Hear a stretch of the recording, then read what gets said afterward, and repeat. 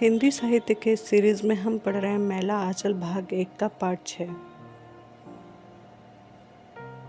तो चलिए शुरू करते हैं। बलदेव जी को रात में नींद नहीं आती। मठ से लौटने में देर हो गई थी। लौटकर सूना खिलावन भैया की तबीयत खराब है, अंगने में सोए हैं। यदि कोई आंगन में सोया तो समझ लेना चाहिए कि तबीयत खराब हुई है, बुखार हुआ है या सर्दी लगी है अथवा सिर दर्द कर रहा है। जिसको आंगन वाली ही नहीं, वो आंगन में क्या सोएगा। आंगन में सोने का अर्थ है आंगन वाली के हाथों से सेवा प्राप्त करना। खाने के समय भौजी को मालूम हुआ कि पेट में ब्याह हो गया है। कड़वा तेल लगाकर पेट सरारते समय गूं गूं बोलता है। भौजी भी बहुत अनमनी थी। और दिनों की तरह बैठकर बातें नहीं की भौजी ने। भौजी बोरसी के पास बैठकर हुक्का पीती रहती थी। बलदेव जेल की गप सुनाता रहता था। बलदेव जी आज पंचायत की गप भौजी को सुनाते, लेकिन आज गप जमाने का लक्षण नहीं देखकर बलदेव जी सोने चले गए। नींद नहीं आती है। जेल का बीटी कंबल भी आज गड़ रहा है। खद्दर की धोती मैली हो जाने पर बहुत ठंडी हो जाती है। बार बार लक्ष्मी दासिन की याद आती है। आते समय कह रही थी, आज यहीं प्रसाद पा लीजिए बलदेव जी। प्रसाद, लक्ष्मी के शरीर की सुगंध। आज माँ की याद आती है। गांव के लोग बलदेव को टूरवा कहते थे। सुनकर माँ बहुत गुस्सा होती थी। बाप के मरने से कोई टूअर नहीं होता। बाप मरे तो कुंवर, माँ मरे तो टूअर। मेरा बलदेव कुंवर है, मेरा बलदेव टूअर नहीं है। ऐसा लगता है माँ ने अभी तुरंत ही पीठ सहलाई है। माँ के मरने के बाद बलदेव बहुत दिनों तक अजोधी भगत की भैंस चराता था। अजोधी भगत की याद आते ही बलदेव का देह सिहर उठता है। कैसा पिचास था। बुढ़ा, बुढ़ी तो और भी खटास थी। खेक सियारी की तरह हरदम खेक खेक करती थी। दिन भर भैंस चराकर लाने के बाद बलदेव की उंगलियां भगत की देह पर टिपते दर्द करने लगती थी। आंखें नींद से बंद हो जाती थी, लेकिन जरा भी ऊँघे चटाक। उस बुढ़े की उंगलियों की चोट बड़ी कड़ी होती थी। बलदेव ने बचपन से ही मार खाई है, थप्पड़, छड़ी, लाठी की मार। शायद सूखी चमड़ी की चोट ज़्यादा लगती है, लेकिन रूपमती का कलेजा मोम था। वैसे बेदर्द माँ बाप की बेटी वैसी दयालु कैसे हो गई, समझ में नहीं आता। बुढ़े बूढ़ी को रात में नींद नहीं आती थी। आध पहर रात में ही भैंस चराने के लिए जगा देता था। आध पहर रात होते ही पीपल पर उल्लू अपनी मनहूस बोली में कचकचा उठता था, और उधर बूढ़ा ठीक उसी तरह आवाज़ में चिल्ला उठता, रे टूरवा, भोर हो गई, भैंस खोल। रूपमती कभी टूरवा नहीं कहती थी। छोटा सा नाम बल्ली उसी का दिया हुआ है। 4 सेर सुबह और 3 सेर शाम को दूध होता था, लेकिन बुढ़िया कभी सुतार भर घोल भी नहीं देती थी। रूपमती रोज चुराकर भात के नीचे दूध की छाली रख देती थी। बुढ़ा बुढ़ी का जमाया हुआ पैसा आखिर डकैत ही ले गए। इस बार रूपमती को देखा था। बहुत दिन बाद ससुराल से आई थी। 3 बच्चे हैं। बड़ी बेटी ठीक रूपमती जैसी है, ठीक वैसे ही हंसी। याद आती है माए जी की। माए जी राम किशुन की स्त्री। पहले पहले सभा हुई थी चननपट्टी में। सभा में राम किशुन, उनकी स्त्री चौधरी जी और तैवारी जी आए थे। अलबत्त रूप से राम किशुन का बड़ी बड़ी आंखें भाखन देते समय जैसे बाघ गरजे। सुनते हैं जब वकालत करते थे तो बहस करने के समय पुरानी कचहरी की छत के पलस्तर झड़ने लगता था। क्या मजाल किसी हाकिम का कि उनके खिलाफ राय दे। लेकिन महात्मा जी का उपदेश सुनकर एक ही दिन में सब कुछ छोड़ छाड़ दिया। स्त्री के साथ गांव-गांव घूमने लगे। माए जी के पाँव की चमड़ी फट गई थी। लहू से पैर लथपथ हो गया था। माए जी का दुख देखकर, राम किशुन बाबू का भाखन सुनकर और तैवारी जी का गीत सुनकर वह अपने को रोक नहीं सका था। कौन संभाल सकता है उस टान को। लगता था कोई चीख रहा हो। गंगा रे जमुनवा की धार नयनवा से नीर बहे, फूटल भरतिया के भाग भारत माता रोई रही। माए जी के पाँव की चमड़ी फट गई थी। भारत माता रो रही थी। वह उसी समय राम किशुन के पास जाकर बोला, मेरा नाम सुराजी में लिख दीजिए। उस दिन सभा में 3 आदमी का ने नाम लिखवाया था, बलदेव, बावन दास और चुन्नी गुसाई। चौधरी जी उसे जिला ऑफिस ले गए थे। माए जी बराबर ऑफिस आती थी, कभी गुस्सा होते नहीं देखा माए जी को। जब बोलती थी तो हंसकर।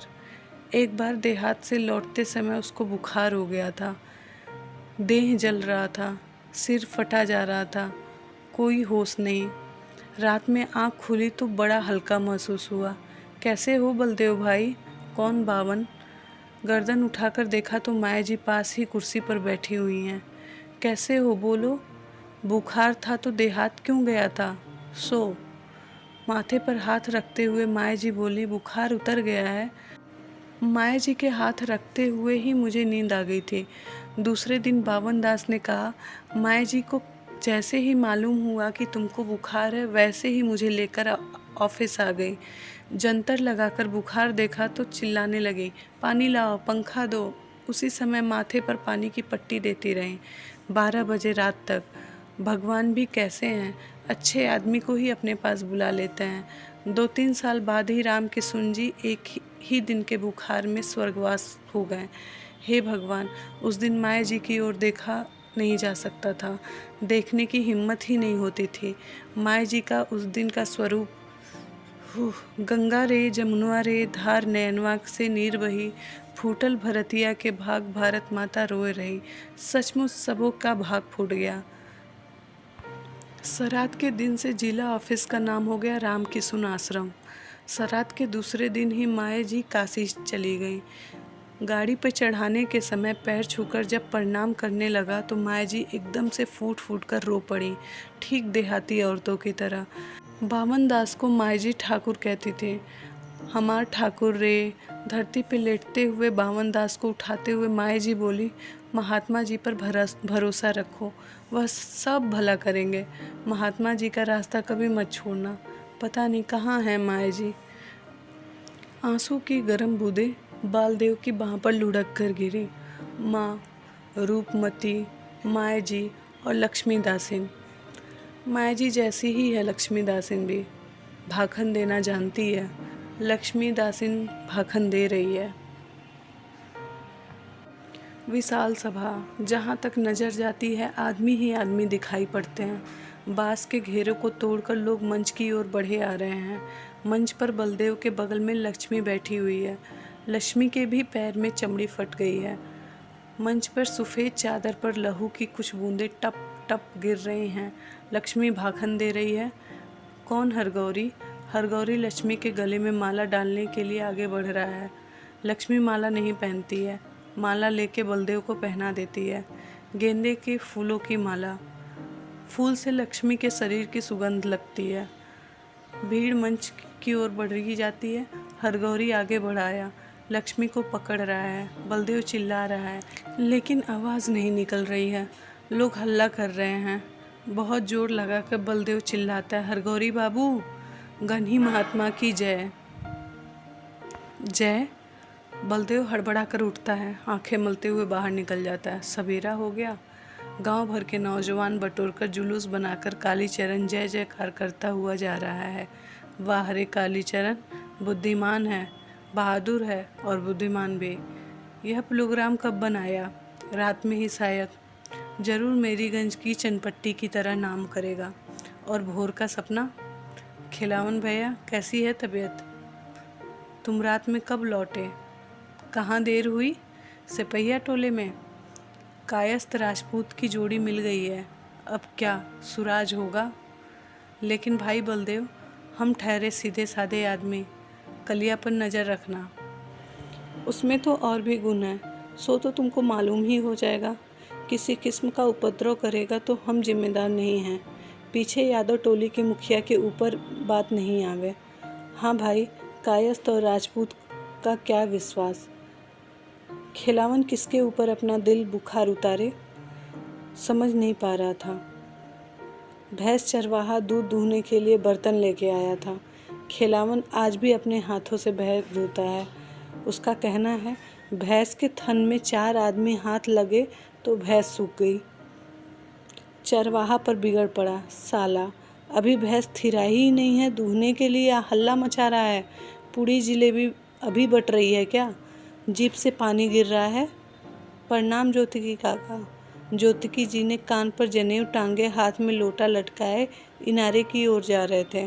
खिलावन ने टोका, आइए यहीं पानी मंगवा देते हैं। खिलावन बाबू, गांव में तो सुराज हो गया, देखते हैं।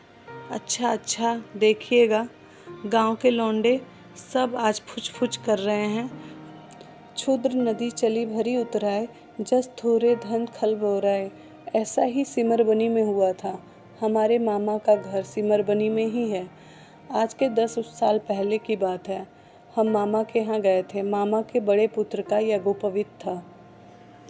प्रातःकाल उठते ही देखते हैं कि गांव भर के लौंडे इसी तरह झंडा पतखा लेके इंकलाब जिंदाबाद कहते हुए गांव में घूम रहे हैं। मामा से पूछा कि मामा क्या बात है, तो मामा बोले कि गांव के सभी लड़कों ने वोल्टियरी में नाम लिखा लिया है। इंकलाब जिंदाबाद का अर्थ है हम जिंदाबाद हैं। जिंदाबाद भी उसी शाम को देखा। स्कूल के पश्चिमी कांग्रेसी तैवारी नीमक कानून बनाने वाला था। बड़े बड़े चूल्हे पे कढ़ाइयों में चिकनी मिट्टी में और पानी डालकर खौला रहे थे। खूब गीत नाद, झंडा पतखा। पूछा कि यह क्या है भाई, तो कहा कि नीमक कानून बन रहा है। हम भी खड़ा होकर तमाशा देखने लगे। उसी समय हल्ला हुआ, दरोगा आ रहा है। स्कूल का हाता में एक टोपा वाला और 4 लाल टोप पगड़ी वाले निकले। बस फिर क्या, जिंदाबाग आ गया। जो सिर मुंह जैसा खड़ा था उधर ही भागा। एक दूसरे के ऊपर गिर रहा है। कहाँ झंडा, कहाँ पतखा और कहाँ इंकलाब जिंदाबाद। दरोगा साहब तिवारी जी को पकड़ ले गए। इसके बाद गांव के घर घर में घुसकर खाना तलाशी। गांव के सभी जिंदाबाग मांद में घुस गए। सुनने में आया कि जब कांग्रेसी राज हुआ तो फिर घर घर की वॉलंटरी घर आने लगी। फिर इंकलाब जिंदाबाद। पुलिस दरोगा को देखकर और जोर से चिल्लाते थे सब। लो भाई चिल्लाओ, तुम्हारा राज है अभी। पुलिस दरोगा मन ही मन गुस्सा पी जाते थे। पिछले मोमेंट में जिंदाबागों ने जोश में आकर अड़गड़ा जला दिया, कलाली लूट लिया। दूसरे ही दिन 4 लॉरी में भर के गोरा मिलिट्री आया और सारे गांव को जला पकाकर लूट पीट कर 1 ही घंटे में ठंडा कर दिया। 50 आदमी को गिरफ्त किया। 2 को तो मारते मारते बेहोश कर दिया। 1 को किरीच भोग दिया। अंग्रेज बहादुर से यही दुग्गी तिग्गी लोग पार पाएंगे। बड़ा बड़ा घोड़ा बहा जाए तो नट घोड़ी पूछे कितना पानी। अंग्रेज बहादुर ने अभी फिर ढील दे दिया है। सब उछल कूद रहे हैं। इस बार बिगड़ेगा तो खोप सहित कबूतर आए। नहीं ज्योतिकी काका, अब वैसा नहीं हो सकता। बलदेव इससे आगे नहीं सुन सका। पिछले मोमेंट में सरकार का छक्का छूट गया है। सिमरबनी के बारे में आप जो कह रहे हैं, सो आप इधर सिमरबनी गए हैं? नहीं।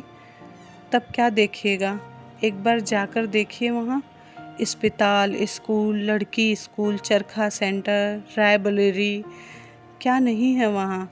घर घर में ABCD पास। शिवानंद बाबू को जानते हैं? उनका बेटा रामानंद हम लोग के साथ जेल में था, अब हकीम हो गया है। पक्की बात है। खिलावन भी कुछ कहना चाहता था, लेकिन चरवाहे ने पुकार लिया। पाड़ा भैंसा पी रहा है। खिलावन भैंस धोने चला गया। बलदेव के पास बेकार बहस करने के लिए समय नहीं है। गांव में जय जय हो रही है। गांधी महात्मा की जय। इसी के साथ यह अध्याय यही ख़त्म होता है। आगे की कहानी सुनने के लिए हमसे जुड़े रहिए। मिलते हैं अगले भाग में।